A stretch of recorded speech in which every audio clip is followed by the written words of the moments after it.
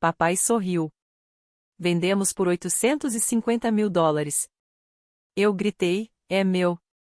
Ele me deu um tapa. Obedeça a seus pais. 24 horas depois, 50 chamadas perdidas. Mamãe soluçava, a polícia está aqui. Eu sussurrei, aproveite a prisão. Tenho 35 anos, mas sempre que estou à beira da Península Olímpica, encarando as águas cinzentas e revoltas do Oceano Pacífico, sinto-me atemporal. Meu nome é Morgan. Sou pesquisadora marinha, uma cientista que estuda como o oceano devora a terra, grão de areia por grão de areia. Mas se você perguntasse à minha família, diriam que sou apenas a filha teimosa que se recusa a crescer. Para eles, sou uma variável em uma equação que nunca se equilibra, uma linha vermelha em seu registro de expectativas sociais. A casa atrás de mim não é uma mansão. É uma estrutura de cedro desgastada, com cheiro de spray de sal, livros de bolso antigos e lã úmida. Fica em uma crista que margeia o Parque Nacional, cercada por antigos abetos cobertos de musgo, como as barbas de velhos magos. Para um incorporador, esse terreno é uma mina de ouro esperando para ser explorada, higienizada e vendida ao maior lance. Para mim, é o único lugar no mundo onde já me senti segura. Meus avós, Arthur e June, deixaram isso para mim especificamente. Eles passaram por cima do meu pai, Conrad, e da minha mãe, Beatrice, por uma razão. Sabiam que meus pais viam a terra como liquidez, não como legado. Lembro-me da manhã em que arrumava minhas coisas para uma missão de 18 meses no Maine. A névoa era densa, envolvendo a casa como um cobertor protetor, obscurecendo a linha das árvores. Eu estava perto das poças de maré, verificando os níveis da água pela última vez. Meu avô costumava me trazer ali quando eu tinha 7 anos. Ele apontava para as anêmonas agarradas às pedras escorregadias e dizia, Morgan, veja como elas se seguram. O oceano tenta esmagá-las por 12 horas por dia, e ainda assim elas resistem. Ele me ensinou que o oceano dá, mas também tira. É preciso respeitar o limite. Fiquei ali, deixando a névoa fria se assentar no meu rosto, lembrando do dia em que o vovô Arthur morreu. Ele segurou minha mão com uma força surpreendente para um homem moribundo. Puxou-me para perto, a voz rouca. Não deixe que eles tenham isso, Morgan. Sussurrou. Seu pai não entende a terra. Ele só entende o mercado. Prometa-me. Não deixe que transformem isso em dinheiro. Eu prometo, disse, com lágrimas escorrendo pelo rosto. E eu realmente prometi. Meu celular vibrou no bolso profundo da minha jaqueta impermeável, tirando-me da memória. Enxuguei minhas mãos molhadas e cheias de areia na camisa de flanela e olhei a tela. Era minha mãe. A mensagem dizia, estamos a 5 minutos. Não havia ponto de interrogação. Nenhuma pergunta se era um bom momento, apenas uma notificação de chegada, como um alerta de tempestade. Suspirei, o som perdido no rugido das ondas batendo. Eu não estava pronta para eles. Nunca estive. Ser a ovelha negra da família significava que só era útil quando precisavam de algo ou quando precisavam de alguém para culpar por seus próprios fracassos. Caminhei de volta pela trilha lamacenta até a casa, minhas botas afundando na terra molhada, me preparando para a conversa que viria. Parei no hall de entrada para tirar as botas, o som da borracha batendo pesadamente no chão. Olhei meu reflexo no espelho do corredor, sem maquiagem, coque bagunçado, roupas práticas cobertas de sedimentos. Minha irmã Paige iria adorar. Ela tratava cada reunião de família como um ensaio fotográfico para uma revista de estilo de vida que ninguém lia. Entrei na cozinha e coloquei a chaleira para ferver. A casa estava silenciosa, preenchida apenas pelo tic-tac do relógio de pêndulo no corredor e pelo sussurro distante do vento. Olhei para a foto emoldurada dos meus avós na lareira. Dê-me força, sussurrei para o quarto vazio.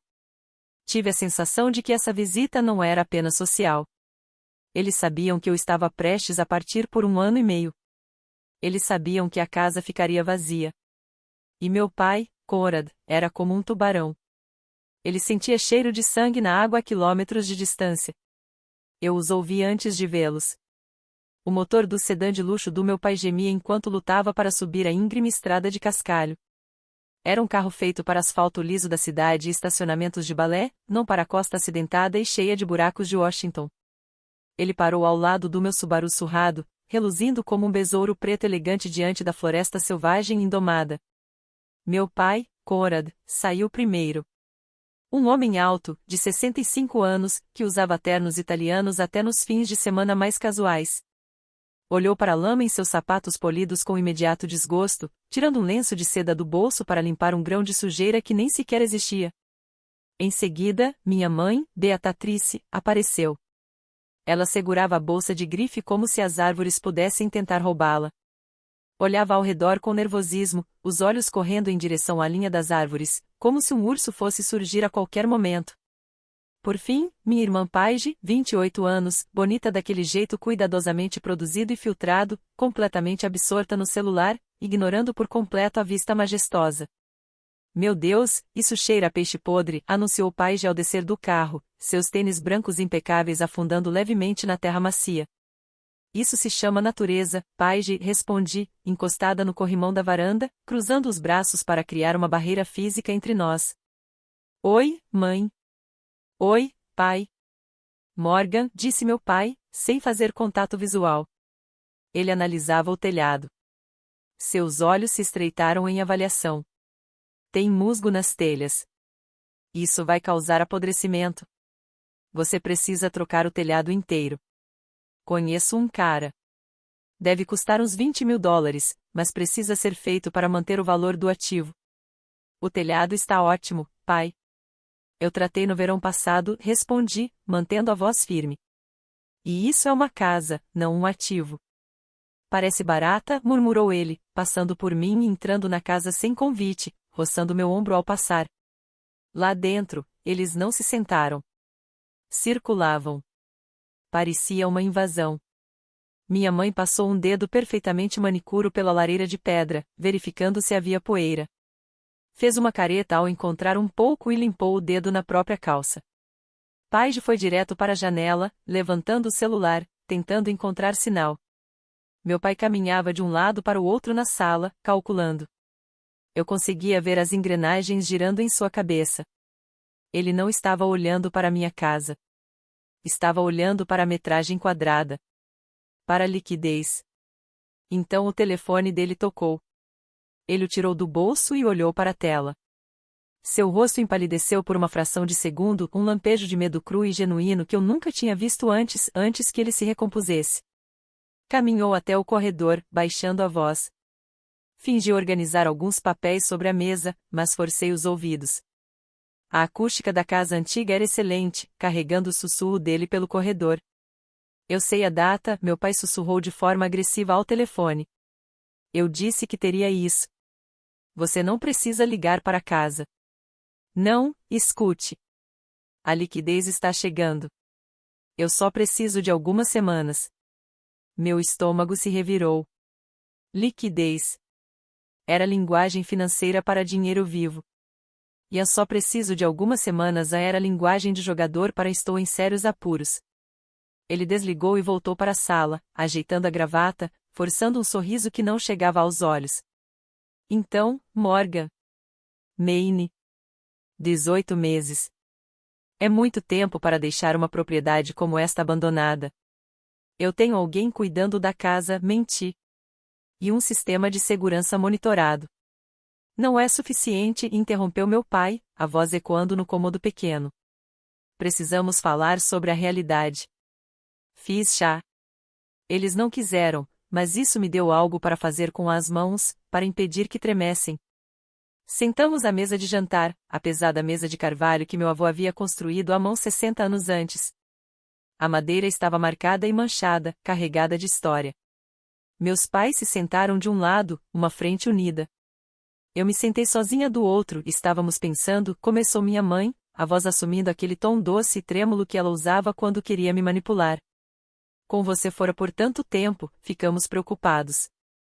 A criminalidade, os invasores, as tempestades de inverno. Se um cano estourar, ninguém vai saber por semanas. Eu tenho seguro, mãe, e vizinhos, respondi. Vizinhos? Meu pai zombou. Você quer dizer a velha viúva a 1 quilômetro da estrada? Ela mal consegue enxergar além da varanda. Ele enfiou a mão no bolso do paletó e puxou um folheto brilhante. Deslizou-o pela mesa. Parou bem em frente à minha xícara de chá. Na capa, um casal idoso sorridente jogando golfe sob uma palmeira, dentes impossivelmente brancos. O texto dizia: Seth Reed Lakeshore Living, Scottsdale, Arizona. O que é isso? Perguntei, olhando para ele. Nosso futuro, disse minha mãe, estendendo a mão para tocar a minha. A pele dela estava fria. Morgan, a artrite do seu pai está piorando. O clima úmido de Seattle está acabando com ele. Precisamos de um clima seco. E Paige tem essa oportunidade maravilhosa de lançar sua boutique, mas precisa de investidores. Os bancos estão complicando por causa da economia. E você quer que eu faça o quê? Perguntei, embora o aperto no estômago já me dissesse que eu sabia a resposta. Venda a casa, disse Conrad, e a máscara caiu por completo. Tenho um amigo, um incorporador. Ele ama esse lugar. Está disposto a pagar à vista. Hoje, vendemos esse depósito, compramos o condomínio em Scottsdale, financiamos o negócio da Paige e colocamos uma boa parte na sua conta poupança. Todo mundo ganha. Eu não vou vender, disse. Minha voz estava baixa, mas firme. Não seja egoísta, rebateu Paige, olhando para cima do celular pela primeira vez. Você vai estar no Maine olhando para pedras. Por que precisa de uma casa na praia? Mamãe e papai merecem se aposentar em paz. Você está guardando este lugar como um dragão sentado sobre ouro. Eles podem se aposentar onde quiserem, respondi, olhando para Paige. Mas não às minhas custas. Meu avô deixou esta casa para mim. Ele me fez prometer que a protegeria. Ele sabia que vocês a venderiam assim que ele estivesse enterrado. Meu pai bateu a mão na mesa. As xícaras tilintaram. Arthur era um velho tolo. Não entendia de finanças. Olha para você, Morgan. Tem 35 anos, solteira, ganhando migalhas como pesquisadora. Está se segurando a um navio que afunda. Estou tentando te salvar. Não preciso ser salva, pai. Preciso que você respeite minha decisão. A resposta é não. O silêncio que se seguiu foi pesado, sufocante. Meu pai se levantou, o rosto ficando vermelho, em contraste com sua gravata cara. Ele se inclinou sobre mim, o perfume sobrepujando o cheiro do mar. Você sempre foi uma filha ingrata. Nós te demos tudo. Escolas particulares, um carro aos 16 anos, e é assim que você nos retribui? Deixando seus pais sofrerem no frio enquanto guarda uma casa que mal usa? Eu moro aqui, pai. É meu lar, e se você lembra, eu paguei meu próprio carro. Você arrendou o BMW para Paige. Ele me encarou com puro veneno. Por um instante, pensei que pudesse me bater. Então, abruptamente, endireitou-se. Abotoou o paletó. Muito bem, faça do seu jeito. Gesticulou para minha mãe e irmã. Vamos. Ela já fez sua escolha. Minha mãe me olhou com olhos tristes e desapontados, sua arma mais poderosa. Só espero que você não se arrependa disso, Morgan. Família é tudo o que temos. Eles caminharam até a porta, mas o ar na sala havia mudado. Não era apenas desapontamento agora. Era malícia. Meu pai parou na soleira, a mão na maçaneta. Virou-se para me olhar, e a expressão dele me gelou até os ossos. Não era o olhar de um pai. Era o olhar de um empresário diante de um mau investimento. Sabe, disse Conrad, a voz perigosamente baixa, investimos muito em você, Morgan. Mensalidades, aparelho ortodôntico, acampamentos de verão. Achávamos que você se tornaria alguém, algo que pudesse contribuir para o legado desta família. Sou uma cientista publicada, pai disse. Contribuo para o mundo. Ele bufou. Um som curto e seco. Você brinca na lama. Você é um investimento que não deu retorno. E agora, quando precisamos de você, quando a família precisa de você, você vira as costas. Eu não estou virando as costas para vocês. Estou protegendo meu lar. Isso não é um lar, ele cuspiu. É um recurso, e você está desperdiçando. Ele abriu a porta, deixando o vento frio invadir a casa. Não espere que a gente vá te visitar no Maine. Estaremos ocupados demais tentando sobreviver enquanto você brinca de eremita. Eles foram embora. Fiquei observando, parada na porta aberta, até as lanternas traseiras do sedã desaparecerem na curva da estrada. Minhas mãos tremiam, mas não era de medo. Era pura adrenalina. Eu me sentia como se tivesse acabado de sair de uma briga física. Fechei a porta. Depois, passei o trinco. Encostei a testa na madeira fria e respirei fundo. Liquidez. A palavra ecoava na minha mente. Ele precisava de dinheiro, e precisava rápido. E acabará de perceber que sua fonte mais fácil de dinheiro, a minha casa, estava fora de alcance. Conrad não era do tipo que aceitava um não. Para ele, não era apenas uma tática de negociação. Ele voltaria. Ou pior, não voltaria. Faria algo pelas costas. Olhei ao redor da sala. Meus livros, a poltrona do meu avô, a minha vida. Eles não vão levar isso, disse em voz alta. Peguei minhas chaves e fui em direção à porta. Eu tinha 48 horas antes do voo. Precisava fortificar o castelo. Dirigi até a cidade, com a mente a mil. A pequena cidade litorânea estava quieta, os turistas já tinham ido embora naquela época do ano. Estacionei em frente à loja de eletrônicos, sentindo uma urgência que beirava a paranoia. Comprei 4 câmeras de segurança de alta qualidade, pequenos cubos pretos fáceis de esconder. Comprei baterias extras, um repetidor de Wi-Fi e um modem portátil, caso tentassem cortar a internet. O atendente me olhou com preocupação enquanto eu empilhava os itens no balcão. Esperando problemas? Perguntou. Só guaxinins, menti. Dos grandes. Passei o resto da tarde e da noite instalando tudo. Eu me sentia uma espiã dentro da minha própria casa. Fiz um buraco no fundo de uma enciclopédia oca na estante e encaixei uma câmera lá dentro, a lente espiando pela lombada. Aquela cobria toda a sala de estar. Coloquei outra em cima dos armários da cozinha, escondida atrás de um vaso de cerâmica decorativo. Essa cobria a porta dos fundos e a mesa da cozinha onde contratos poderiam ser assinados. As câmeras externas foram mais difíceis. Precisei de uma escada. Escondi uma nos beirais da varanda da frente, pintada para combinar com a madeira. A última coloquei dentro de uma velha casinha de passarinho no carvalho em frente à entrada da garagem, ajustada perfeitamente para capturar placas de carro. Conectei tudo a um servidor na nuvem. Configurei alertas no meu celular, movimento detectado. Testei o sistema. Caminhei em frente à casinha de passarinho. 3 segundos depois, meu celular vibrou. Uma imagem nítida de mim mesma, com o rosto preocupado e cansado, apareceu na tela. Funcionava. Sentei no chão da sala, cercada por brocas e serragem. Eu me sentia mais segura, mas também profundamente triste. Eu tinha 35 anos e estava transformando a casa da minha infância em um local vigiado porque não podia confiar que meus próprios pais não me roubariam. Isso não era normal. Eu sabia disso. Mas, ao olhar para as janelas escuras e imaginar o rosto desesperado do meu pai, eu soube que era necessário. Na manhã seguinte, meu último dia em Washington, eu tinha um encontro final. Dirigi até Port Angeles para encontrar Silas. Silas era meu amigo mais antigo. Tínhamos sobrevivido juntos ao ensino médio, unidos por sermos os excluídos em uma cidade de pescadores e lenhadores. Agora, ele era um advogado imobiliário implacável, com uma mente afiada e um ponto fraco por conservação ambiental. Nos encontramos em uma lanchonete perto do porto. Deslizei para o banco em frente a ele. Silas olhou para o meu rosto e franziu a testa. Você parece que voltou de uma guerra, disse ele, chamando a garçonete para pedir café. Eu me sinto assim, admiti. Eles vieram ontem. Querem vender a casa para um incorporador.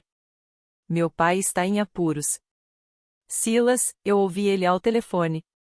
Ele deve dinheiro a alguém perigoso. Silas assentiu, com expressão sombria. Isso bate com o que estou vendo. Ouvi rumores.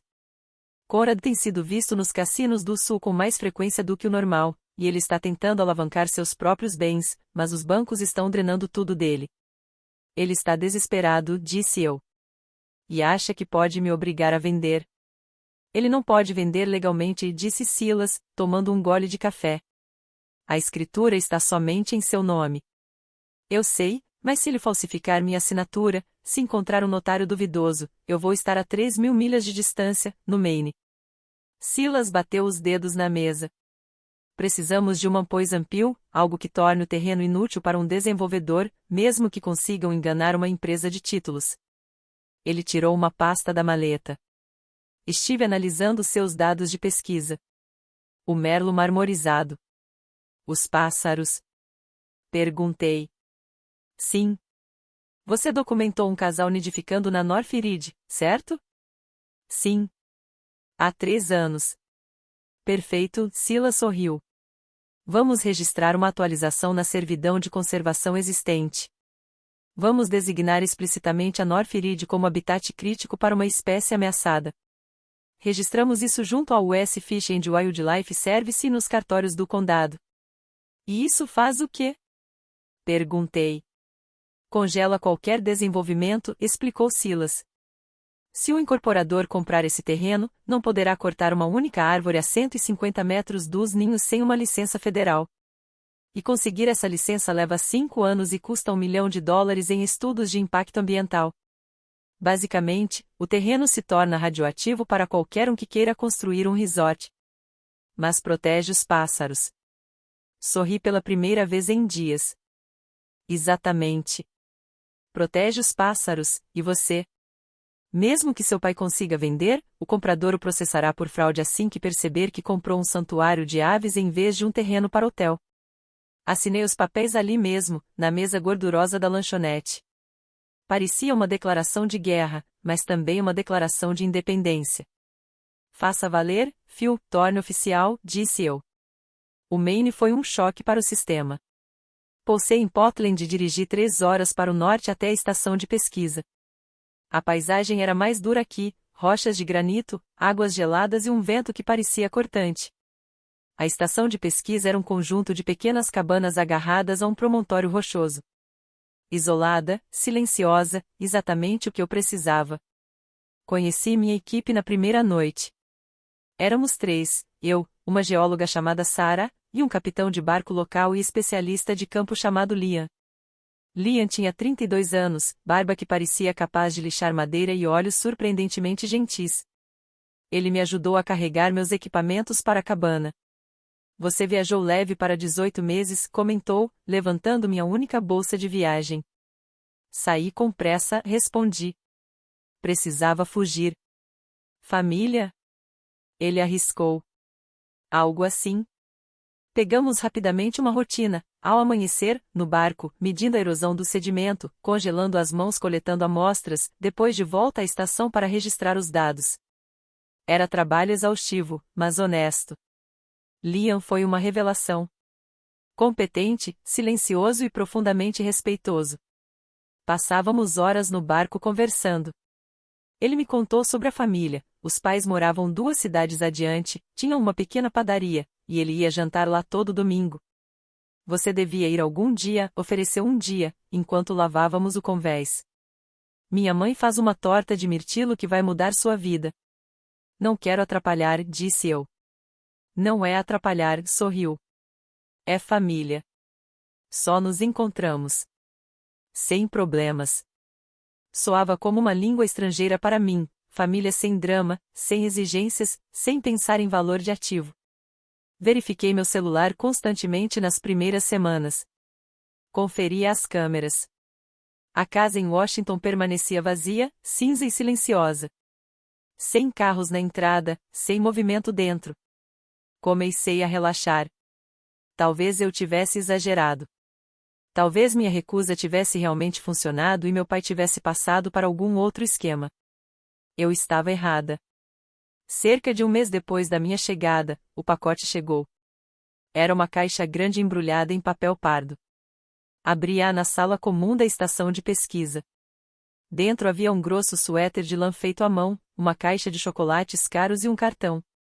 O cartão dizia: pensando em você no frio. Mantenha-se aquecida. Com amor, mamãe e papai. Fiquei olhando para ele. Minha mãe não tricota nada desde 1995. Que suéter bonito, disse Liam, entrando com uma caneca de café. Dos seus pais? Sim, respondi, tocando a lã. Era macia. É estranho. Por que estranho? Eles não fazem isso. Presentes normalmente vêm com alguma intenção por trás. Naquela noite, minha mãe ligou. Hesitei antes de atender, observando a tela vibrar. Finalmente, atendi. Você recebeu o pacote, querida? A voz dela estava animada, alegre. Recebi, mãe. O suéter é lindo. Foi você quem fez? Fui eu. Tenho feito aulas. Seu pai e eu estamos mudando algumas coisas. Ele entrou para um grupo de pintura. Acredita? Conrad pintando paisagens. Ela riu. Soou quase genuíno. Só queríamos dizer que sentimos muito, Morgan. Sobre a última visita. Estávamos estressados. Papai estava, bem, você sabe como ele fica com dinheiro. Mas ele resolveu. Só queremos ser uma família de novo. Ele resolveu? Perguntei, o ceticismo entrando na minha voz. A questão da liquidez? Ah, sim. Ele encontrou um investidor privado para um de seus outros projetos. Está tudo bem. Só sentimos sua falta.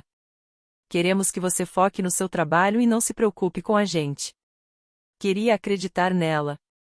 Deus, queria acreditar tão desesperadamente. Eu estava sozinha no Maine, apesar da companhia de Liam. A garotinha dentro de mim, que só queria que a mamãe a amasse, despertou. Obrigada, mãe, disse suavemente. Sinto sua falta também. Vamos dar uma olhada na casa de vez em quando, ok? Só para garantir que os canos não congelem. Sem pressão, só ajudando. Ok, disse eu. Obrigada. Desliguei, sentindo-me mais leve. Talvez eles realmente tivessem mudado. Talvez o susto de quase me perder tivesse despertado algo neles. Esse foi o começo da campanha. Nos 2 meses seguintes, foram perfeitos, ligações semanais, pequenos presentes. Pai já até curtia minhas postagens no Instagram. Era uma verdadeira aula de manipulação. O dia de ação de graças chegou em novembro. Eu não podia pagar a passagem de volta para Washington e, honestamente, não queria arriscar quebrar o frágil vínculo com meus pais. Liam me convidou para ir à casa de seus pais.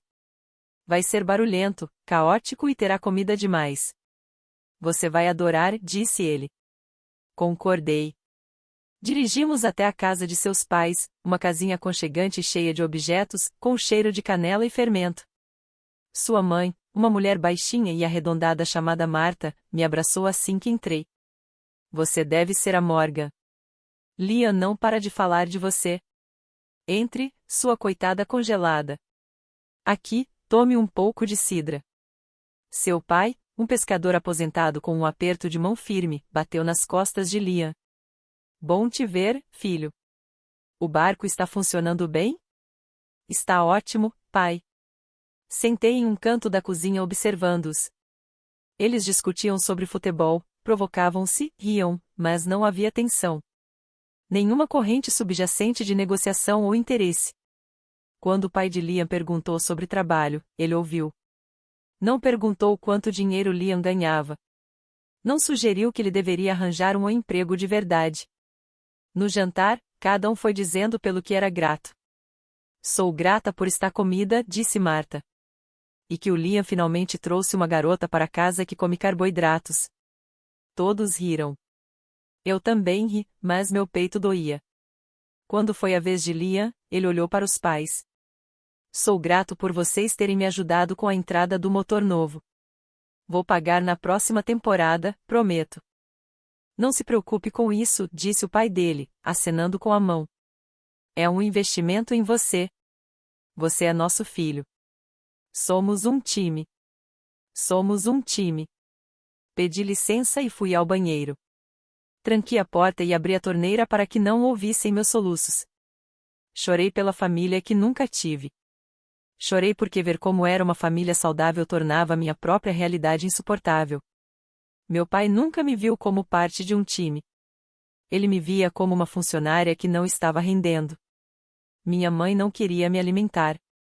Queria me usar como alavanca. Olhei meu reflexo no espelho. Meus olhos estavam vermelhos. Acorda, Morgan, sussurrei para mim mesma. Não caia no suéter. Não caia nos chocolates. É mentira. Lavei o rosto e voltei. Liam me lançou um olhar preocupado, mas não insistiu. Apenas colocou um pedaço de torta à minha frente e apertou minha mão por baixo da mesa. Naquela noite, de volta à estação de pesquisa, entrei no sistema das câmeras de segurança pela primeira vez em semanas. A casa estava escura. Mas, ao rolar o registro de eventos, percebi algo estranho. Havia lacunas. Períodos em que as câmeras ficaram offline por 1 ou 2 horas. Senti um frio que não tinha nada a ver com o inverno do Maine. 2 dias depois, meu telefone tocou. Não eram meus pais. Era a Sra. Gable, minha vizinha de 80 anos em Washington. Morgan, querida, a voz dela era fraca, chiada. Sra. Gable. Oi? Está tudo bem? Bem, não quero incomodar, mas achei que você deveria saber. Vi pessoas andando pelo seu terreno hoje. Sei que você disse que estava fora. Apertei o telefone com mais força. Quem eram? Não consegui ver os rostos direito. Minha visão já não é a mesma. Mas eram 3 homens. Usavam aqueles coletes laranja bem chamativos. Talvez topógrafos. E vi um carro preto estacionado mais abaixo na estrada, escondido atrás do bosque de abetos. Parecia o carro do seu pai. O carro do meu pai? Acho que sim. Era brilhante, fora de lugar. Eles entraram na casa. Não vi entrarem. Estavam mais caminhando pelo terreno, apontando coisas. Um deles tinha um tripé. Obrigada, Sra. Gable. A senhora fez muito bem em me ligar. Desliguei e abri imediatamente o aplicativo das câmeras. Nada. A câmera da entrada mostrava a estrada vazia. A da varanda, nada. Eles tinham estacionado mais abaixo. Foram espertos. Sabiam que eu poderia ter câmeras. Ou, no mínimo, estavam sendo cautelosos. Estavam analisando o terreno pelo perímetro, fora das zonas dos sensores de movimento. A aula de pintura era mentira. O investidor privado era mentira. Eles estavam seguindo em frente com a venda. Só estavam fazendo isso em silêncio, esperando tudo estar pronto antes de agir. Liguei para Silas. Eles voltaram, disse eu. A Sra. Gable viu topógrafos. Eu sei, respondeu Silas. Tenho monitorado as consultas de crédito do seu pai. Ele está ficando desesperado. Os agiotas de Vegas estão apertando o cerco. Ele tem até o fim do ano. 3 semanas, murmurei. Exatamente. Se ele for agir, vai ser agora. Parei de dormir. Mantinha o iPad ao lado da cama, com as imagens das câmeras abertas 24 horas por dia. Aconteceu 3 noites depois. Eram 2 da manhã em Washington, 5 da manhã no Maine. Eu estava acordada, bebendo café, encarando a tela. Uma notificação surgiu. Movimento detectado. Sala de estar. Meu coração parou. Toquei na tela. A visão noturna ligou, banhando minha sala de estar numa luz verde fantasmagórica. Um feixe de lanterna cortou a escuridão. Uma figura entrou no enquadramento. Era um homem. Usava luvas e um gorro, mas eu conhecia aquele andar. Conhecia a curvatura daqueles ombros. Era Conrad. Ele não quebrou uma janela. Não arrombou a porta. Ele simplesmente entrou. Como? Então me lembrei. Anos atrás, quando eu estava na faculdade, eu havia dado uma chave reserva à minha mãe, para emergências. Pedi de volta depois do funeral, e ela disse que tinha perdido. Ela não tinha perdido a chave. Tinha guardado por 10 anos, só por precaução. Conrad caminhou até o centro da sala. Segurava o celular junto ao ouvido. Entrei e sussurrou. O áudio da câmera era fraco, mas no silêncio da casa vazia, dava para ouvir. O lugar está vazio. Um pouco empoeirado, mas limpa fácil. Ele foi até a janela, passando o facho da lanterna pelas paredes. Não, ela não faz ideia. Está congelando no Maine. Está tudo certo. Escuta, avisa o comprador que podemos fechar na próxima sexta-feira. Vou deixar o cartório pronto. Isso, o Beor está dentro. Ele carimba qualquer coisa por uma garrafa de uísque. Beori. Beori Miller, o velho companheiro de bebida do meu pai. Um ex-paralegal que perdeu o registro, frequentador do clube de campo até ser pego desviando dinheiro. Sexta-feira, repetiu Conrad. Prepara a transferência. 850 mil. Fechado. Ele se virou e saiu, trancando a porta atrás de si. Eu estava sentada na cabana escura, tremendo. Sentia-me violada não apenas porque ele tinha invadido minha casa, mas pela crueldade casual. Ela não faz ideia. Congelando no Maine. Ele nunca se importou comigo. Nunca. Eu era apenas um obstáculo a ser contornado. Gravei o trecho.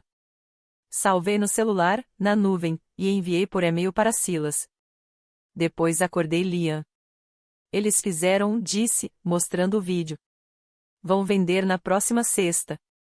Liam olhou para a tela e depois para mim. O rosto dele se endureceu. O que você vai fazer? Vou deixar, respondi. Vou deixar eles assinarem os papéis. Vou deixar pegarem o dinheiro. Por quê? Porque tentativa de fraude dá só um tapinha no pulso, disse, com a voz fria. Mas fraude consumada? Vender um imóvel que não é seu por quase $1 milhão. Isso dá prisão federal. Olhei para o fantasma do meu pai na tela. Quer a casa, pai? Sussurrei. Então venha pegar. Era isso. A armadilha estava montada. Meus pais achavam que tinham vencido, mas não faziam ideia do que os aguardava. Se você está gostando desta história e quer ver como a vingança se desenrola, deixe um like e se inscreva no canal. Isso ajuda muito. E conta nos comentários de que cidade você está assistindo, adoro ver até onde essas histórias chegam. Agora, vamos para a parte 2, onde o martelo finalmente cai. O sol nasceu sobre o Oceano Atlântico, pintando o céu do Maine com tons arroxeados e alaranjados, como um hematoma. Mas eu não tinha dormido. Ainda estava sentada à pequena mesa de madeira da cabana, o vídeo do meu pai invadindo minha casa rodando em loop na tela do notebook. Liam sentava à minha frente, segurando uma caneca de café. Ele não disse uma palavra por 20 minutos. Apenas me observou, me dando espaço para processar a traição. Então, disse eu, a voz rouca pelo silêncio, eles vão fazer isso na sexta-feira. Você tem provas, respondeu Liam, apontando para a tela. Tem ele em vídeo invadindo a casa. Tem um áudio conspirando para cometer fraude. Chama a polícia, Morgan. Impede a venda. Se eu chamar a polícia agora, disse, olhando para a costa congelada, ele vai distorcer tudo. Vai dizer que só estava checando os canos. Que a conversa sobre a venda era hipotética. Que o Beori, o notário, cometeu um erro. Ele sempre dá um jeito de escapar. Então qual é o plano? Preciso que ele ultrapasse a linha, respondi. Preciso que ele assine a escritura. Preciso que ele receba o dinheiro. Quando essa transferência cair na conta dele, não vai ser mal entendido. Vai ser fraude bancária federal. Vai ser apropriação indébita em grande escala. Peguei o celular e liguei para Silas. Ainda eram 5 da manhã em Seattle, mas ele atendeu no primeiro toque. Eu vi o vídeo, disse Silas, com a voz pesada. Conrad é mais ousado do que eu imaginava, nós vamos deixar acontecer, Silas, eu disse. Vamos deixá-los caminhar até a beira do penhasco e pular sozinhos. Certo, respondeu Silas. Se vamos fazer isso, precisamos estar à prova de balas. Precisamos saber exatamente quem está envolvido e até onde isso vai. Quero tudo, falei. Quero saber quem detém a dívida. Quem são os desenvolvedores? Quero saber até o que eles comeram no café da manhã. Considere feito, disse Silas. Tenta dormir um pouco, Morgan. Você vai travar uma guerra na próxima semana. Desliguei. Mas não dormi. Comecei a arrumar minhas coisas. Ao meio-dia, Silas já tinha me enviado um dossiê. O primeiro alvo era Beory Miller. Eu me lembrava de Beory da minha infância. Um homem de rosto sempre vermelho, que cheirava a gin barato e balas de hortelã. Jogava golfe com meu pai. Na época, eu só sabia que ele me deixava desconfortável. Segundo a investigação de Silas, a vida de Beory tinha desmoronado 5 anos antes. Ele trabalhava como paralegal em um escritório de médio porte, até ser pego desviando dinheiro de clientes para pagar dívidas de poker online. Perdeu o registro, foi demitido e só escapou da prisão porque delatou o próprio chefe. Desde então, estava à deriva. Sem emprego, sem licença, mas ainda com o carimbo de notário. Ele é o elo fraco, explicou Silas ao telefone, enquanto eu rolava os registros judiciais de Beory. Um carimbo de notário precisa ser renovado. O Beory nunca renovou porque não podia. Ele está usando um carimbo vencido, inválido. Só isso já torna qualquer documento que ele tocar nulo. Mas uma empresa de títulos não vai perceber, completei. Exato. Não, a menos que olhem com muita atenção. E se o Conrad estiver apressando o fechamento, eles podem não olhar direito até ser tarde demais. Então meu pai está pagando ele para falsificar minha assinatura. Exatamente. O Beory ganha uma garrafa de uísque e talvez algumas centenas de dólares, e seu pai ganha uma procuração que permite vender sua casa. É patético, eu disse. É criminoso, corrigiu Silas. Falsificação em primeiro grau. E a dívida? Perguntei. Por que meu pai está tão desesperado? Essa é a parte assustadora. Silas me enviou um segundo arquivo. Era um relatório de crédito, mas muito mais profundo. Incluía dados de bancos privados aos quais a maioria das pessoas nunca tem acesso. Seu pai está sangrando dinheiro há uma década, disse Silas. A casa em Seattle está hipotecada até o limite. Os carros são alugados. A mensalidade do clube de campo está atrasada. Mas o verdadeiro problema é um empréstimo que ele fez há 6 meses. Não com um banco. Com um grupo privado de empréstimos em Las Vegas chamado Silver State Holdings. Isso é um nome bonito para agiotas, eu disse. Exatamente. Eles emprestam dinheiro com juros altíssimos para jogadores que já estouraram todos os cartões de crédito. Quanto? 150 mil dólares. Com os juros, já está perto de 200 mil. E o contrato diz que o valor total vence em 31 de dezembro. Olhei para o calendário. Estávamos em meados de dezembro. Se ele não pagar, esses não são o tipo de gente que manda carta de cobrança, disse Silas, em tom sombrio. Eles mandam pessoas quebrarem suas pernas.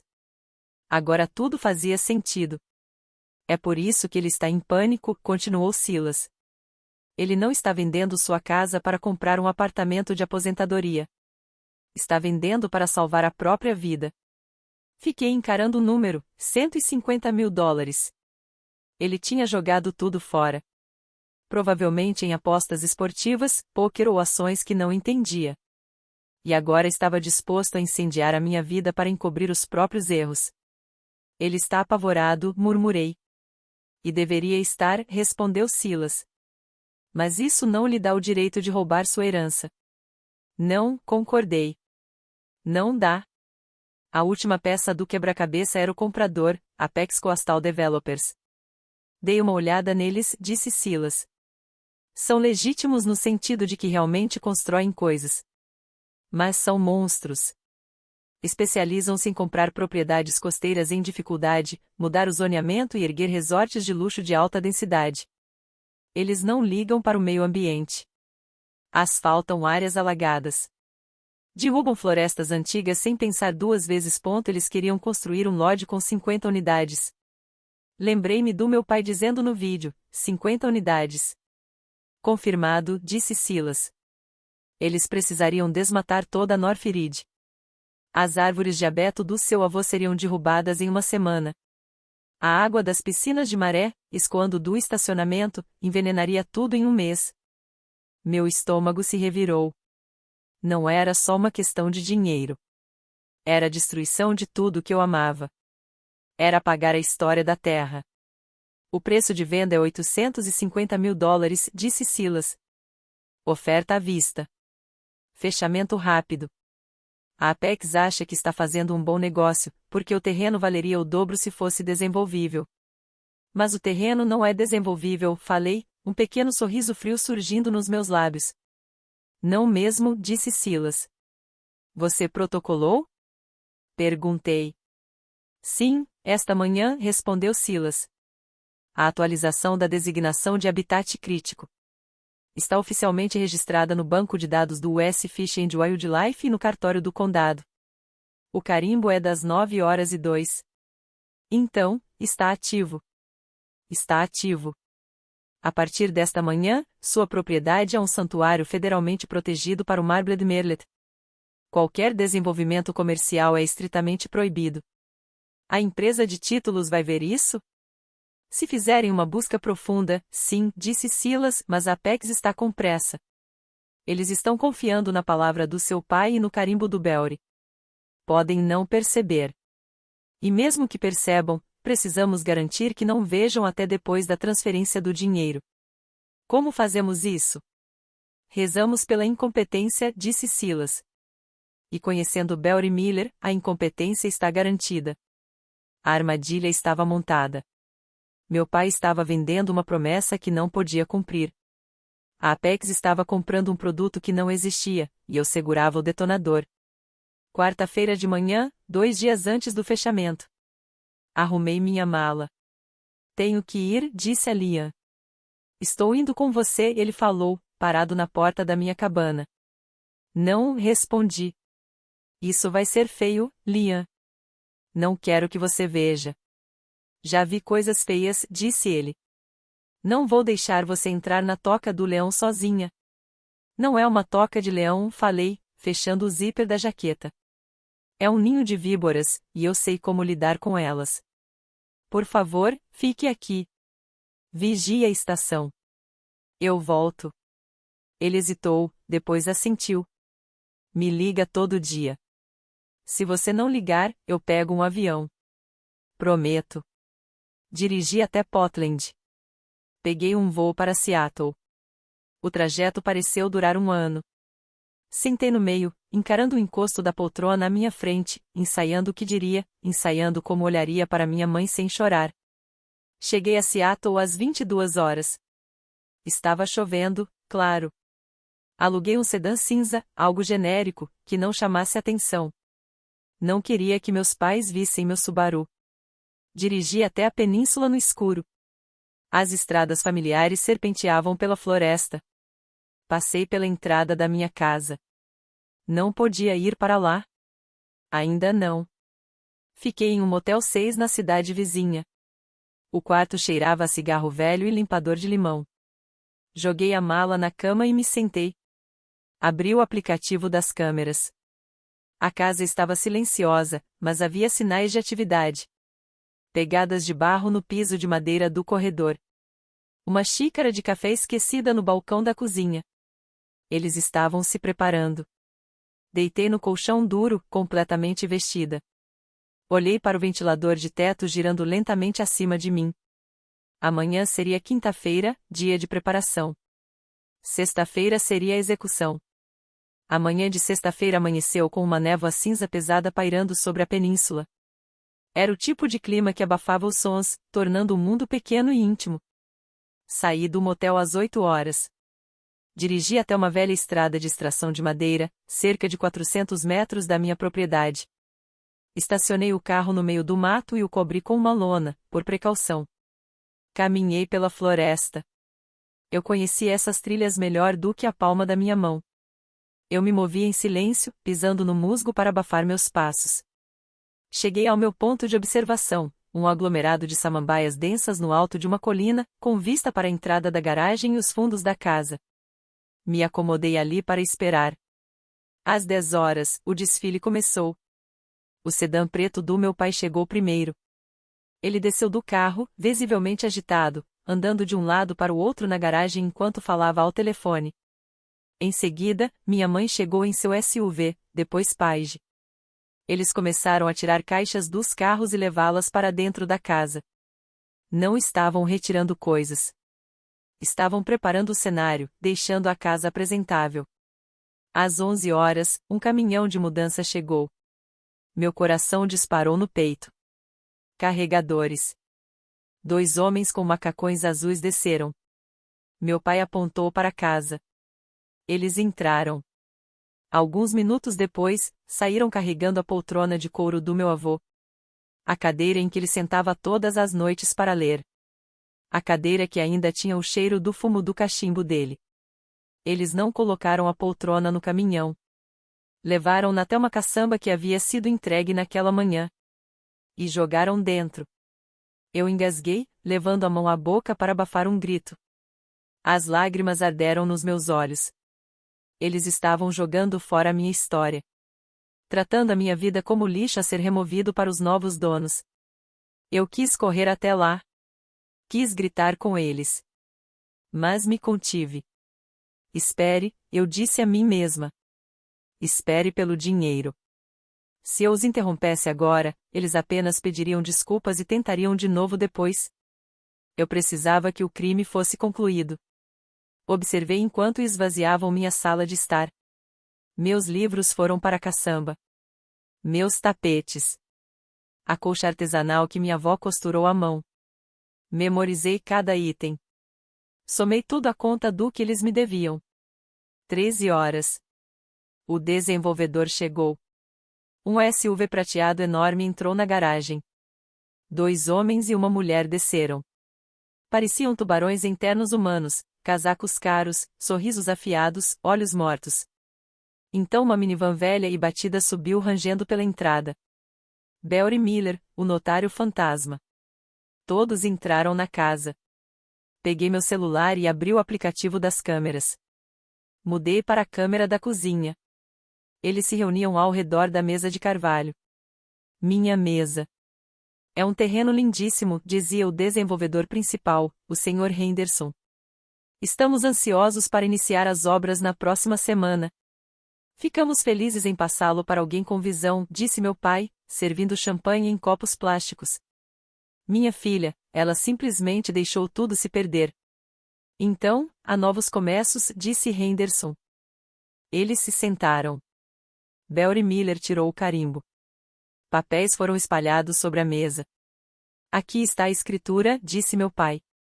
E aqui está a procuração assinada por Morgan. Beori carimbou. E a transferência? Perguntou meu pai, a voz levemente trêmula. Já foi iniciada? Iniciada, disse Henderson, tocando na tela do tablet. $850.000. Deve cair na sua conta a qualquer momento. Prendi a respiração. Encarei a tela do celular ali, no meio da floresta. 2 minutos se passaram. Conversas banais. Risadas. Então o celular do meu pai apitou. Ele olhou para a tela. Um sorriso enorme se abriu em seu rosto. Recebido, disse ele. Está fechado. Meu celular vibrou. Era uma mensagem de Silas. Alerta do banco acabou de disparar. O dinheiro caiu. A escritura foi registrada eletronicamente. Está feito. O crime foi consumado. Eu me levantei. Minhas pernas estavam rígidas, mas minha determinação era de ferro. Hora de ir a uma festa, sussurrei. Caminhei de volta até o carro. Dirigi até a estrada principal e virei direto para minha entrada. Não reduzi a velocidade. Estacionei bem em frente à varanda, bloqueando o SUV do desenvolvedor. A brita estalou alto sob os pneus. Bati a porta do carro e subi os degraus a passos firmes. Eu os ouvia lá dentro. Brindes. Comemorações. Entrei pela porta da frente aberta. A cena congelou. Meu pai segurava um copo plástico de champanhe a meio caminho da boca. Minha mãe ria de algo que pai já havia dito. Os desenvolvedores sorriam. Beori Miller guardava o carimbo na bolsa. Saiam da minha casa, eu disse. Minha voz não era alta, mas cortou o ambiente como uma faca. Minha mãe deixou o copo cair. O champanhe se espalhou pelo piso de madeira. Morgan, ela arfou. Você está no Maine. Surpresa, eu disse. Olhei para os desenvolvedores. Quem são vocês? Sou o Sr. Henderson, disse o homem, avançando um passo, claramente irritado. O proprietário desta propriedade. E você está invadindo. Você não é dono de nada, eu disse. E você, apontei um dedo trêmulo para meu pai, é um ladrão. O rosto do meu pai passou do choque para um roxo escuro, quase violento. O que você está fazendo aqui? Ele sibilou. Eu moro aqui, respondi. Esqueceu? Nós temos um contrato.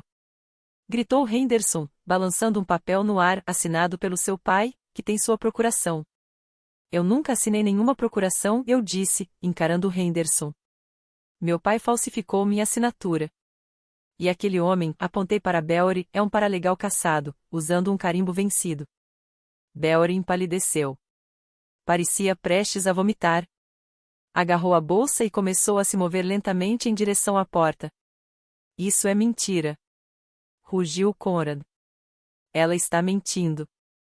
Ela é mentalmente instável. Prova isso, pai, eu desafiei. Mostra o e-mail em que eu concordei. Mostra a mensagem. Você concordou verbalmente. Ele gritou. Pelo telefone. Eu tenho câmeras, disse calmamente. Tenho microfones. Tenho você em vídeo invadindo minha casa 3 noites atrás. Tenho você em áudio planejando a falsificação.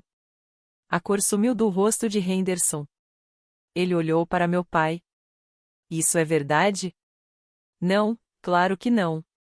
Gritou Conrad, agora em pânico. As paredes estavam se fechando ao redor dele. Ele marchou até mim, imponente. Sua ingrata, você está arruinando tudo. Eu fiz isso pela família, pela sua mãe, pela Paige. Você fez isso por causa da sua dívida de jogo, eu disse. $150 mil com a Silver State Holdings, em Las Vegas, vencendo em 31 de dezembro. Aquilo foi o ponto de ruptura. Conrad avançou. Não pensou, apenas reagiu.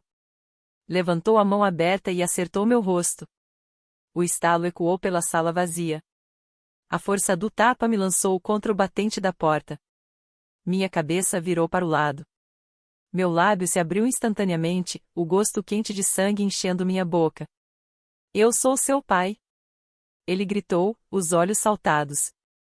Você me obedece. Você faz o que eu mando. Silêncio. Um silêncio absoluto, aterrorizado. Minha mãe cobriu a boca. Paige desviou o olhar. Os desenvolvedores estavam horrorizados. Henderson deu um passo para trás, percebendo que estava no meio de uma cena de violência doméstica. Lentamente, virei o rosto para encará-lo. Toquei o lábio. Olhei o sangue nos meus dedos. Eu não chorei. Não gritei. Eu sorri. Um sorriso frio, quebrado. Você acabou de me agredir, eu sussurrei. Obrigada. Sai daqui. Ele gritou, me empurrando em direção à porta. Sai antes que eu te mate. Eu estou indo embora, eu disse. Mas é você quem vai perder tudo. Saí. Entrei no carro.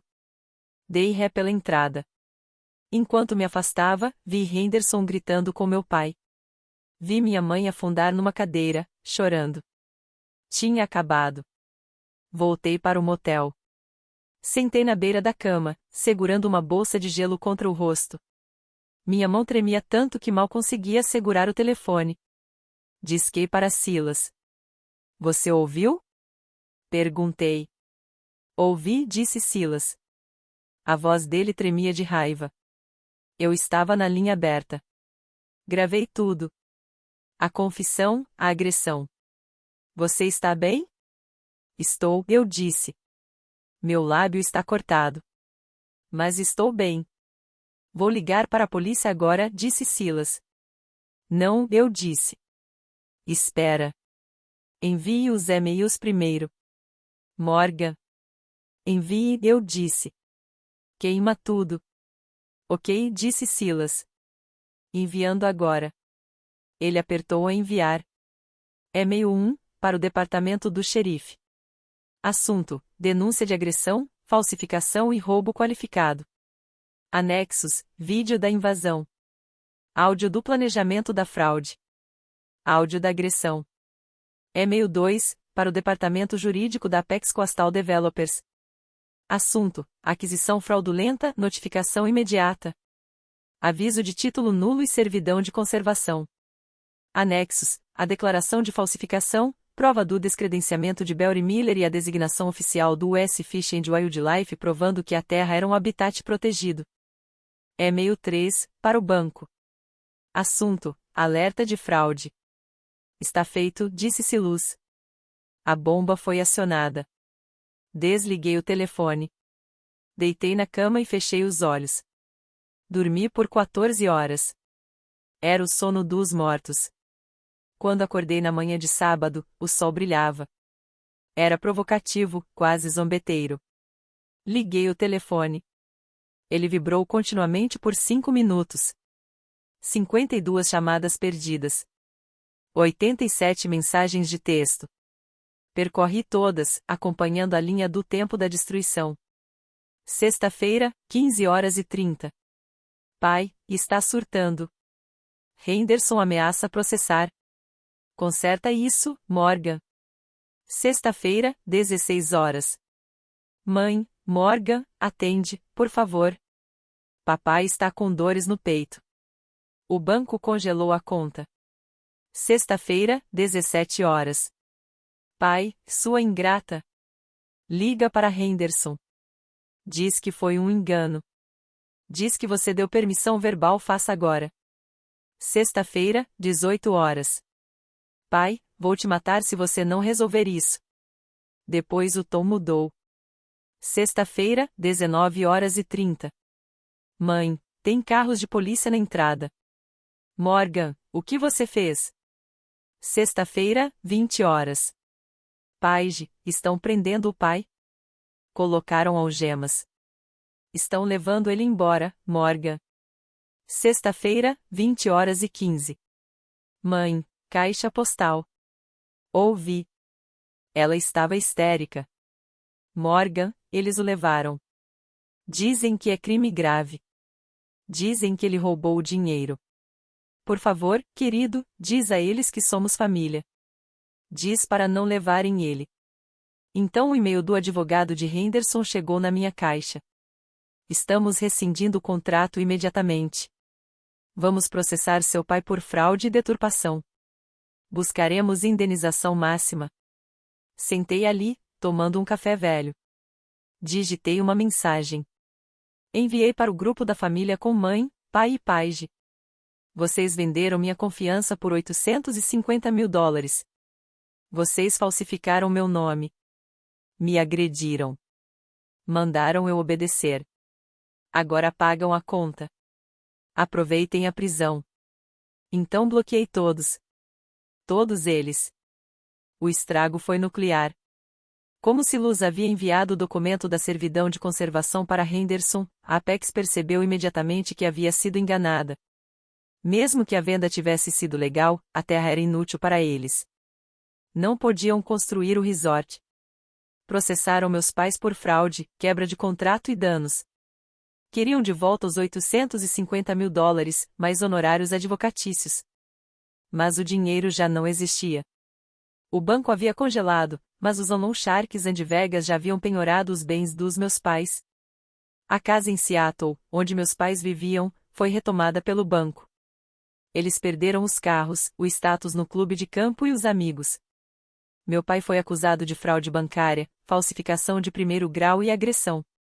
Como o valor era alto, os federais assumiram o caso. Fez um acordo para evitar 10 anos de prisão. Cumpriu 3 anos de pena federal. Minha mãe foi acusada como cúmplice, mas alegou ignorância. Pegou 5 anos de liberdade condicional e serviços comunitários, mas ficou sem nada. Teve que se mudar para um apartamento subsidiado pelo Estado. Paige, o banco do meu pai foi fechado para sempre. Teve que arranjar emprego como garçonete para pagar aluguel em um apartamento compartilhado. Tentou me atacar nas redes sociais, mas investigadores online encontraram os registros do tribunal. Viram o vídeo do meu pai me agredindo. Ela ficou envergonhada e se calou. 6 meses depois, em junho, eu entrei na entrada da casa na península. O musgo ainda cobria o telhado. O ar ainda cheirava a sal e cedro. Entrei. Estava vazia. Meus móveis haviam sumido, perdidos no container, mas a casa permanecia. Saí para a varanda dos fundos. Liam estava lá, havia voado do Maine para me ajudar a voltar. Ele se apoiava no corrimão, olhando o oceano. Precisa de reforma, brincou, olhando para a sala vazia. É um lar, corrigi. Aproximei-me e segurei sua mão. Ele apertou minha mão. Te respondeu? Liam perguntou sobre meu pai. Balancei a cabeça. Ele enviou uma carta da prisão. Me culpando, dizendo, você arruinou a família. Ele que arruinou a família, disse Liam, firme.